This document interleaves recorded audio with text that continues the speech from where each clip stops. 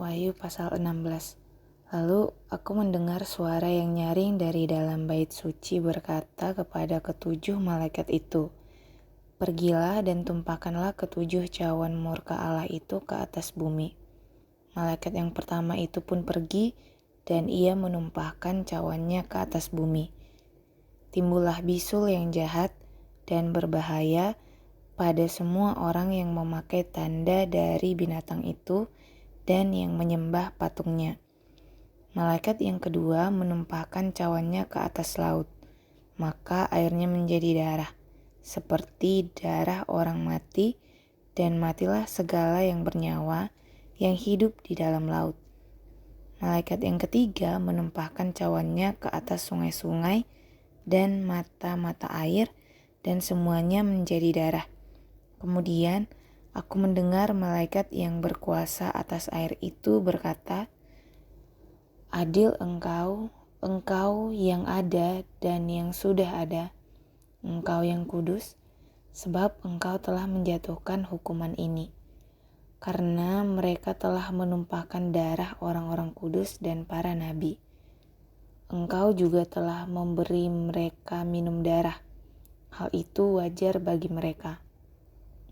Lalu aku mendengar mezbah itu berkata, "Ya Tuhan Allah yang Maha Kuasa, benar dan adil segala penghakiman-Mu." Malaikat yang keempat menumpahkan cawannya ke atas matahari, dan kepadanya diberi kuasa untuk menghanguskan manusia dengan api.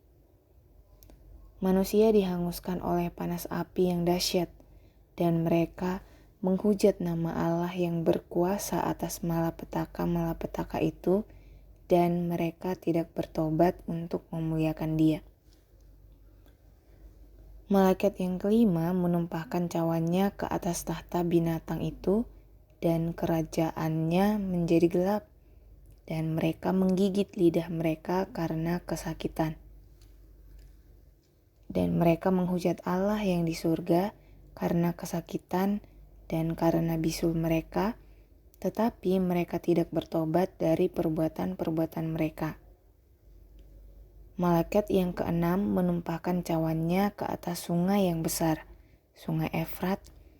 Lalu keringlah airnya, supaya siaplah jalan bagi raja-raja yang datang dari sebelah timur.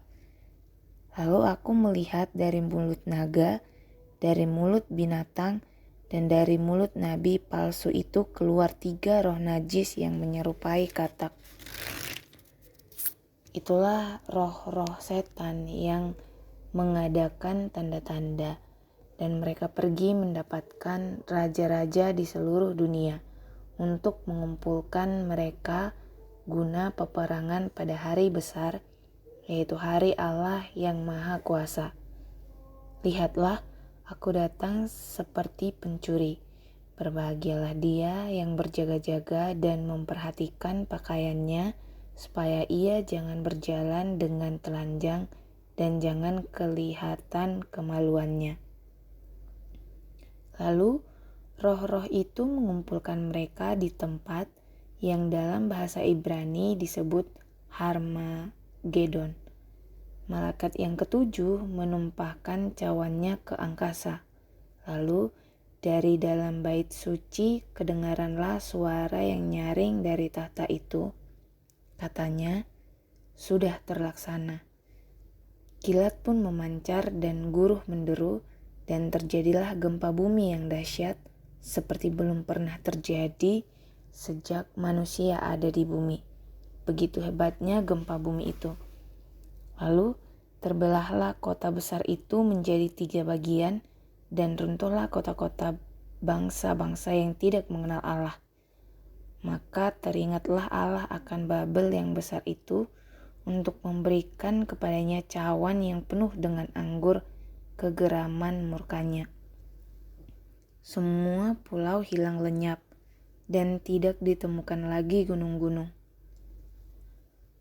Hujan es besar masing-masing seberat 1 talenta jatuh dari langit menimpa manusia, dan manusia menghujat Allah karena malapetaka hujan es itu.